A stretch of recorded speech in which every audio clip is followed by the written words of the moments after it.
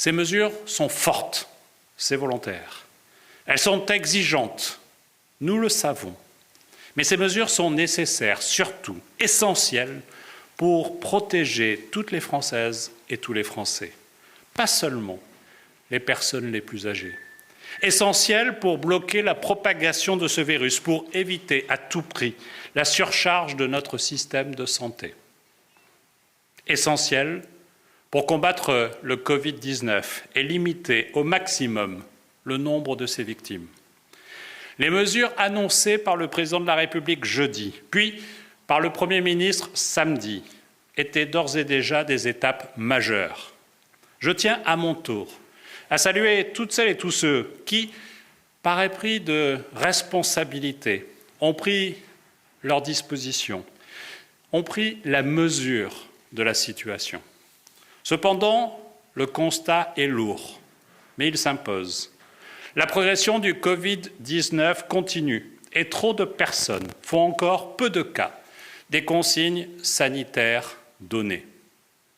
Il n'y a pourtant aucun panache à ne pas appliquer les gestes barrières, aucune gloire à se refuser aux mesures sanitaires demandées et devenir, de par son comportement, un allié du virus, un danger pour soi, un danger pour les autres. Aussi, dès demain, midi, pour une durée de 15 jours qui pourrait être prolongée, des mesures de restriction fermes des déplacements ont été prises. Le mot d'ordre est clair, restez chez vous.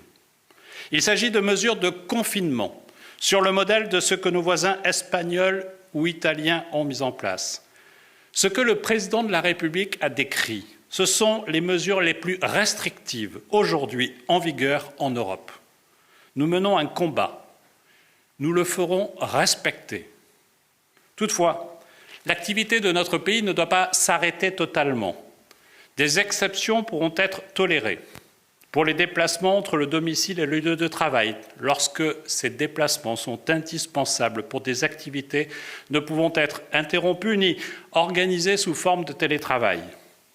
Pour les déplacements nécessaires pour faire des courses ou pour les besoins de première nécessité, je pense aux aliments, aux produits de première hygiène. Pour les déplacements pour motifs de santé, bien sûr. Pour les déplacements pour motif familial impérieux ou pour l'assistance de personnes vulnérables, pour venir en aide à un proche dépendant par exemple, ou pour des parents séparés, pour aller chercher et déposer les enfants. D'autres exceptions pourront être permises pour des déplacements brefs, à proximité des domiciles. On pourra toujours pratiquer une activité physique ou sortir son chien, mais chacun devra le faire avec parcimonie, dans le respect des consignes sanitaires et des gestes barrières, sans se retrouver en groupe. Si je devais le résumer, je dirais que l'on pourra prendre l'air, oui, mais certainement pas jouer un match de foot. Dans tous les cas, la consigne générale est simple, c'est « rester chez vous ». Alors, je ne l'ignore pas. Cette consigne, c'est renoncer aux déplacements touristiques et à bien des loisirs, c'est renoncer à voir ses amis, c'est renoncer au déjeuner ou au dîner en famille, c'est renoncer aux activités associatives lorsqu'elles ne contribuent pas à des missions d'assistance. Aller pique-niquer dans un parc ou dans un square, c'est interdit. Se retrouver en groupe pour jouer, c'est interdit. Ce sont autant de sacrifices, mais je crois qu'on peut tous les comprendre et les faire quand il s'agit, au fond, de sauver des vies, y compris la vôtre, comme celle de vos proches. Un dispositif de contrôle sera mis en place par les forces de l'ordre. Il reposera sur des contrôles et des points de contrôle fixes, mais aussi des points de contrôle mobiles, à la fois sur les axes principaux, mais aussi sur les axes secondaires, partout sur le territoire national. Il mobilisera plus de 100 000 policiers et gendarmes. Dès ce soir, je donne ordre aux forces de sécurité intérieure de se déployer sur le terrain et de préparer la mise en place des contrôles. Toutes les personnes qui circuleront devront être en mesure de justifier leur déplacement. Cela concerne évidemment aussi les piétons. Pour y parvenir, chaque personne, pour chaque déplacement, devra se munir d'un document attestant sur l'honneur le motif de son déplacement. Cette attestation sera obligatoire. Elle sera téléchargeable en ligne dans la nuit sur le site du ministère de l'Intérieur et progressivement sur l'ensemble des sites publics et bien au-delà, je le souhaite. Il appartiendra à chacun de le remplir pour préciser la nature de son déplacement, sa destination et ses raisons. Ceux qui disposent de cartes professionnelles ou de certificats de leur employeur pourront être amenés à les présenter lors des contrôles.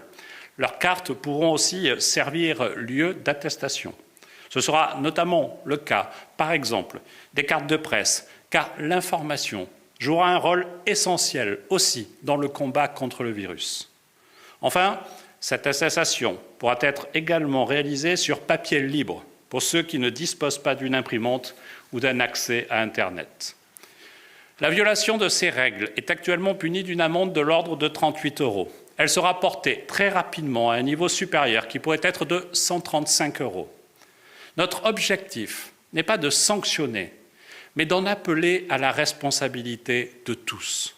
Notre objectif n'est pas de sanctionner, mais de montrer un civisme collectif pour surmonter la crise.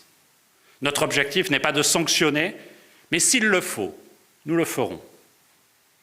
Mesdames et messieurs, cette épidémie, vous le savez, intervient alors même que la République traverse un moment démocratique important. Les élections municipales, jeudi dernier, après la consultation des différentes forces politiques et les autorités médicales, le président de la République avait annoncé le maintien du premier tour des élections municipales et communautaires. Je l'ai dit hier soir, le premier tour s'est déroulé dans de bonnes conditions.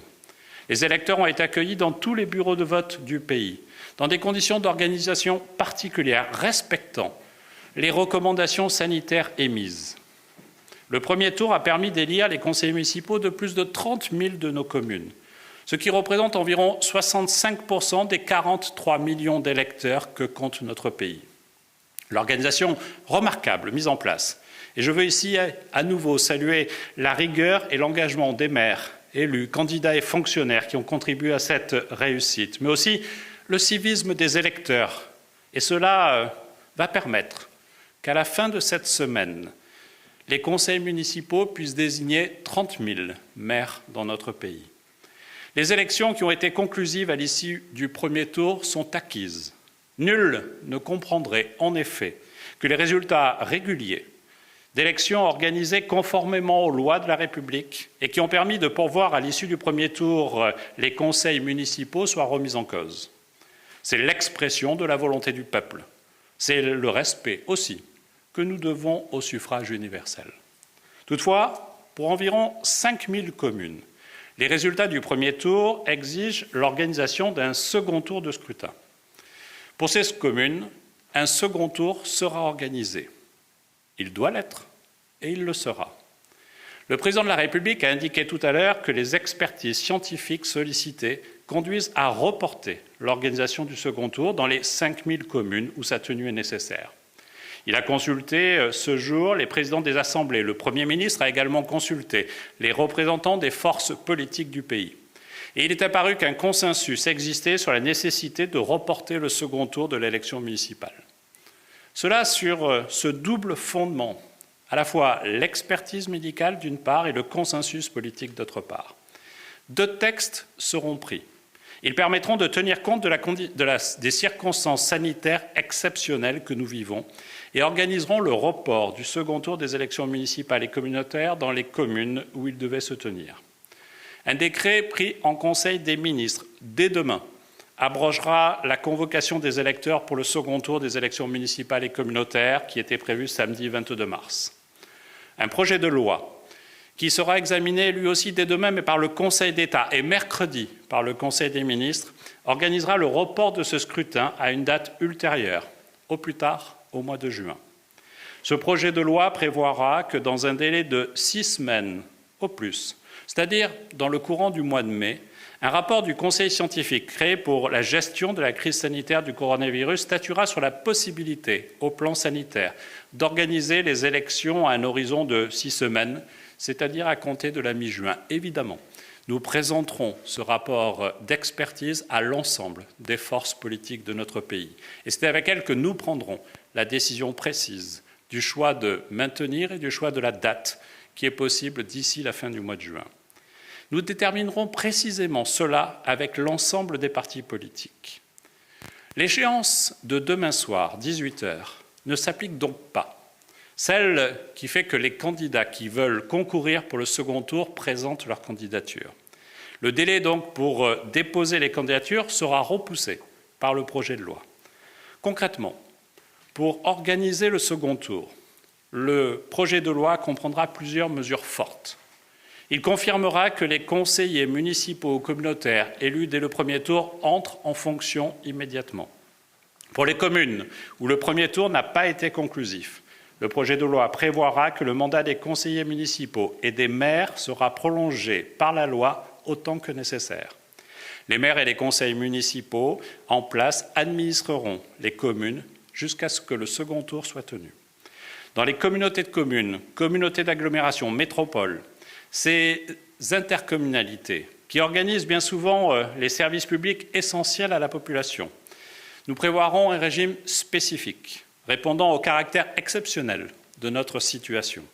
Ce régime verra coexister, dans une période limitée, dans une même intercommunalité, à la fois les nouveaux élus, dont l'élection était acquise au premier tour, ainsi que les élus dont le mandat aurait été prolongé.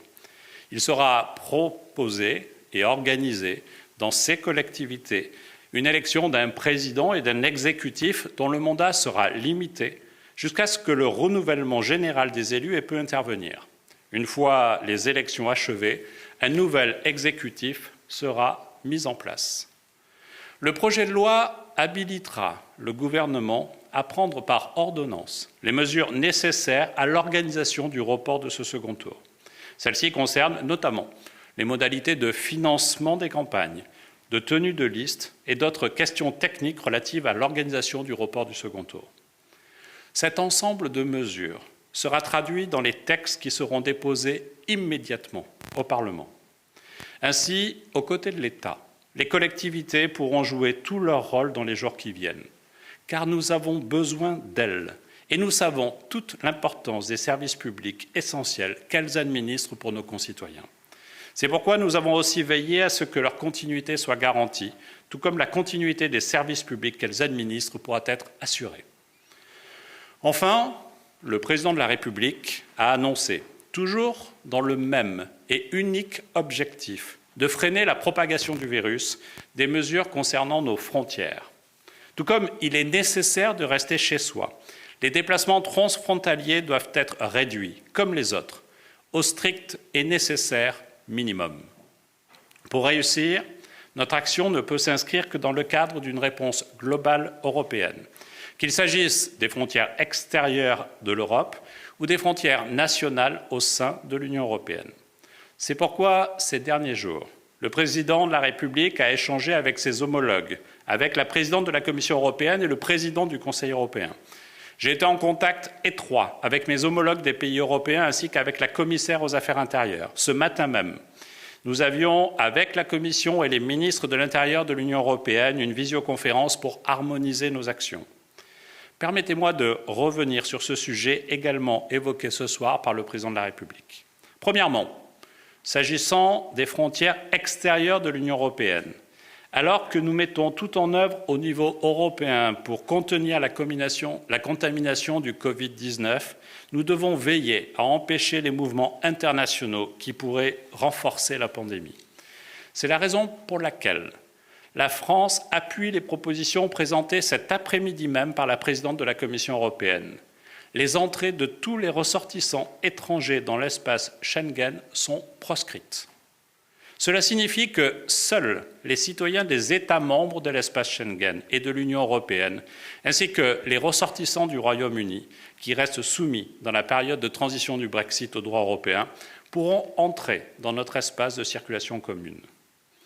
Les ressortissants des pays tiers qui disposent d'un permis de séjour européen pourront également continuer d'accéder à l'espace européen.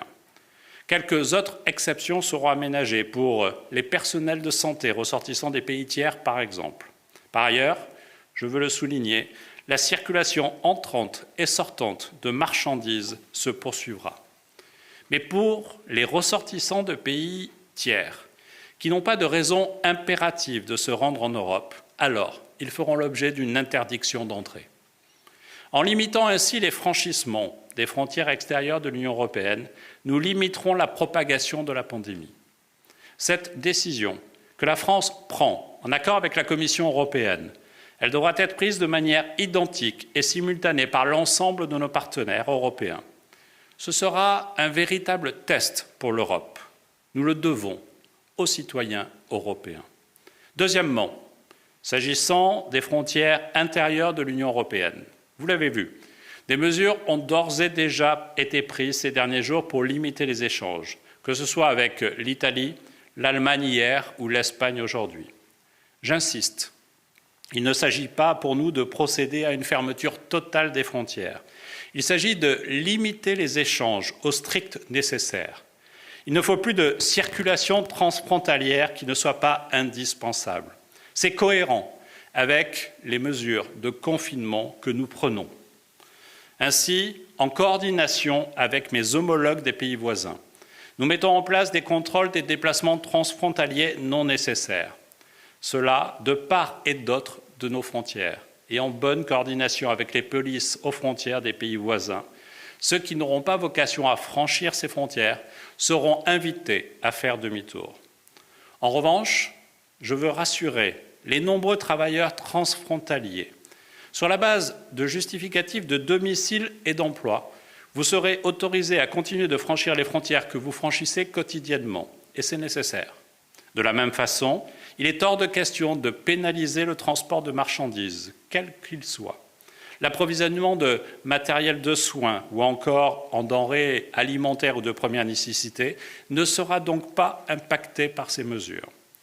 Ce matin, nous nous sommes entendus entre ministres européens pour que ces mesures soient bien proportionnées, dûment concertées entre pays limitrophes et notifiées à la Commission européenne.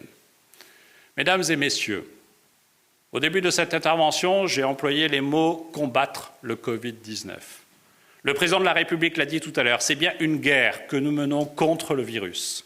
Une guerre qui mobilise tous les personnels soignants, tous les agents de nos services publics, toutes les forces de sécurité intérieure de notre pays. Une guerre qui doit mobiliser tous les citoyens français. Dans cette guerre, chacun a sa responsabilité. Chacun a les moyens d'anticiper et de participer au combat. Cela n'a jamais été aussi simple en réalité. Il suffit de rester chez soi. Nous devons avoir ni panique, ni légèreté.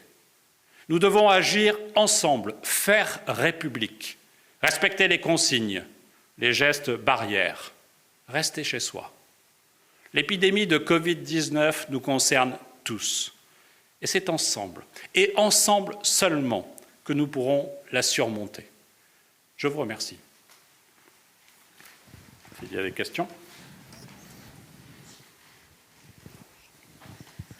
Bonjour, Monsieur le Ministre. Alison Tassin pour LCI et TF1. Plusieurs questions à l'issue de l'intervention du Président et de la vôtre. Quels sont les métiers que vous jugez indispensables, hormis les métiers sanitaires? Par exemple, est-ce que les postiers sont des métiers indispensables? Et par ailleurs, est-ce que les transports vont continuer, métro, train, bus? D'abord, ils sont très nombreux, les métiers indispensables. Mais ce dont nous parlons, ce n'est pas de choisir les seuls métiers pour lesquels les personnes seront autorisées à se rendre à leur travail. La décision du Président de la République et du gouvernement permet à tous les citoyens français de se rendre à leur travail, quel que soit le travail. Mais ce qu'il est demandé, c'est que chaque entreprise prenne, elle aussi, sa responsabilité, d'organiser dans toute la mesure du possible du télétravail, de libérer, au fond, les agents dont elle n'aurait pas besoin à ce moment-là. Et des dispositions, notamment en matière de chômage partiel, ont été évoquées. Ce qui compte, c'est aussi que dans chaque entreprise, on prenne le temps de l'organisation, de mise en place de ces gestes barrières, de ces comportements barrières et l'organisation de l'espace aussi. Donc, pour répondre concrètement à votre question, il n'est pas envisagé d'interdire à tous les Français de se rendre au travail. Il n'est pas envisagé non plus d'interdire à tous les Français qui ne seraient pas dans des fonctions essentielles au bon fonctionnement de la nation de se rendre au travail. Les Français peuvent se rendre au travail, mais doivent limiter au maximum leurs déplacements. Et s'ils peuvent par exemple, user du télétravail pour éviter de se rendre dans l'entreprise, cela doit être favorisé, à la fois par l'entreprise et à la fois par le salarié. Pour les transports, dès lors que nous invitons chacun à réduire au maximum l'usage des transports collectifs, mais aussi des transports individuels, il va de soi que des mesures de diminution de l'offre de transport accompagneront ce dispositif. Par ailleurs, une autre question sur les municipales. Est-ce que ce report du second tour signifie qu'il y a une sanctuarisation des résultats du premier tour ? Les résultats du premier tour sont sanctuarisés. La seule différence est que le calendrier électoral aurait voulu qu'avant demain soir 18h, l'ensemble des listes soient déposées pour le second tour. Ce ne sera pas le cas et nous déterminerons avec les partis politiques, lors de ce rendez-vous qui est prévu sur la base du rapport scientifique que nous aurons mi-mai, le moment exact pour le dépôt des candidatures pour le second tour. Si le second tour a lieu au mois de juin, comme nous l'envisageons, dans ce cas-là, ce sera quelques jours avant et nous déterminerons cela comme le veut l'usage traditionnel des élections. Vous avez fait également mention d'une amende de 38 € qui pourrait passer à 135 €. Dans quelles conditions cette amende augmenterait-elle ? Aujourd'hui, pour toutes les infractions, l'amende dont nous disposons juridiquement est de 38 €. Nous prendrons très très vite un décret qui doit être présenté en Conseil d'État pour porter l'amende de 38 à 135 €. C'est une question d'heures ou de jours au maximum, et c'est le temps du formalisme nécessaire de consultation du Conseil d'État. Et quelles seront les conditions pour cette sanction ? Parce qu'on voit que chacun... Toute infraction fera l'objet d'une sanction. Je l'ai dit clairement, il y a des interdits, et je n'ai pas peur de ce mot, il y a des exceptions, je les ai rappelées, et nous les détaillerons.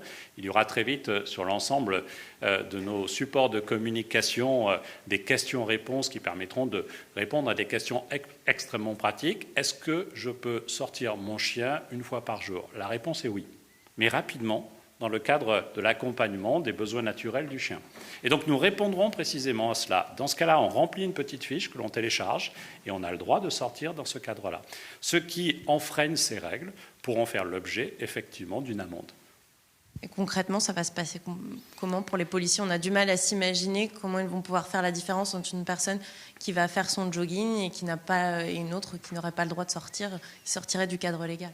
C'est assez simple. La personne aura imprimé une déclaration sur l'honneur, et je fais confiance aux Français pour respecter les déclarations sur l'honneur, et ils seront contrôlés le plus simplement du monde, comme on peut l'être pour un contrôle routier, qui n'est pas forcément celui que l'on a au moment d'une infraction, mais pour contrôler, par exemple, l'alcoolémie d'un conducteur. Il n'y a pas de présomption, on arrête le conducteur, on contrôle le conducteur, et si effectivement il est en infraction, on dresse une amende. C'est exactement ce qui se passera dans les transports publics, dans les transports privés motorisés, mais aussi pour les piétons. Mais surtout, je crois que l'enjeu, c'est celui de la responsabilité individuelle. Notre objectif n'est pas de sanctionner, mais si nous devons sanctionner, nous le ferons. Mais notre objectif est que chacun prenne sa propre responsabilité. D'abord comme acteur de la nation pour faire République, mais aussi comme citoyen responsable. Et je ne doute pas de la conscience et de la citoyenneté des Français et du bon ordre et du respect du bon ordre. Mais si ça n'était pas le cas, j'ai évoqué la mobilisation de 100 000 policiers, gendarmes, qui contrôleront les rues, qui contrôleront les transports et qui sanctionneront chaque fois que ce sera nécessaire. C'est-à-dire que concrètement, pour aller chercher une baguette de pain à la boulangerie, je devrais avoir mon laissez-passer en quelque sorte. Vous pourrez télécharger d'ici demain midi ce document que vous rédigerez vous-même. Et si vous êtes contrôlé, il fera l'objet d'ailleurs d'une attestation de contrôle de la police ou de la gendarmerie si vous êtes contrôlé dans ce cadre-là. Une dernière question, on voit beaucoup de familles qui se réunissent et qui prennent femmes et enfants pour aller à la campagne, pour fuir les grandes villes. Qu'est-ce que vous pensez de ce comportement ? Est-ce qu'il est recommandé, non recommandé ? Est-ce que vous dites aux Français, faites le choix d'un domicile d'ici demain midi, parce que vous pourriez y rester peut-être un mois, voire plus ? Mais je crois que l'essentiel des Français sont aussi dans des conditions de travail. Je l'ai bien dit, nous ne fermons pas l'économie, nous ne fermons pas les entreprises, et donc celles et ceux qui travaillent vont vouloir rester à leur domicile quotidien pour continuer à avoir ces activités-là. Et donc je pense qu'il ne s'agit pas d'anticiper des mouvements massifs. Certaines personnes peuvent faire le choix, on commence à le faire, pourront le faire encore demain, de se rendre dans leur résidence secondaire s'ils en ont une, mais je voudrais vous dire que ce n'est pas l'essentiel des Français. L'essentiel des Français ont un domicile, ils vivent dans ce domicile et nous devons les accompagner dans ce cadre-là. Mais ce qui compte, c'est surtout de les protéger. Et ce dont on parle, c'est de la protection des Français. Alain Acco pour Europe 1. Est-ce que les militaires, en plus de leurs opérations d'évacuation sanitaire, dont a parlé le président de la République, seront amenés eux aussi à participer au contrôle des Français dans la rue? Non, ce n'est pas leur fonction. Ils le renforcent régulièrement et ils appuient les forces de sécurité intérieure, vous le savez, mais ils n'ont pas vocation à procéder à des contrôles.